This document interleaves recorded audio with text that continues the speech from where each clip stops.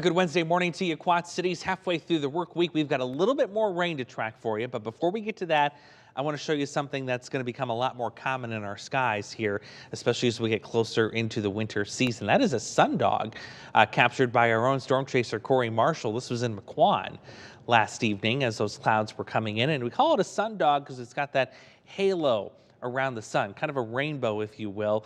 And as temperatures get colder, and especially once we get some snow on the ground, you'll be seeing a lot more of these in our sky. So let's talk about the rain situation for today. We've had some this morning. It's tapering off to showers now. This afternoon, honestly, not looking that bad. We're not going to have nearly as much sun as yesterday. That puts a lid on the warm-up potential. But still, we're going to have a lot of dry hours here and highs near 70. So we're going to keep it dry this afternoon. Even into much of the evening will stay dry.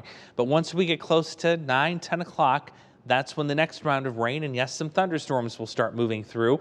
And obviously the returns on this compared to this morning are a lot more impressive.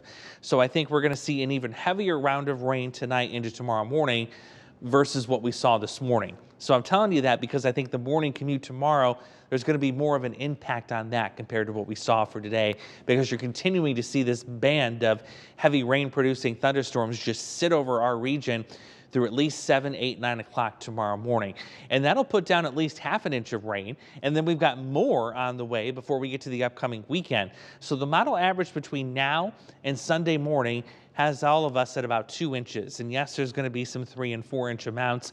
But the bottom line is, this will put another little dent in that drought that's ongoing. There's your deficit numbers for rainfall.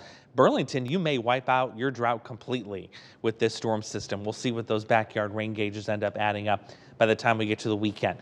Let's talk about the chill for next week coming in, of course, just in time for Halloween. That's what we would expect, right? There you see the dip in the jet stream, sending that cooler air in here by Sunday. Highs only in the 40s, and we're going to stay in the 40s, not only through the back half of the weekend, but also Monday and into Halloween day itself, and wind chills will likely be in the 30s as you're out there trick-or-treating. Yeah, that's going to be chilly. The northwest wind is what will create those wind chills, but notice by Wednesday, we kind of turn those back to the southwest. So it's a temporary chill. I do expect some moderation in temperatures for the second half of next week, but until then, it is just downright soggy and warm until we hit the weekend when the chill starts to arrive.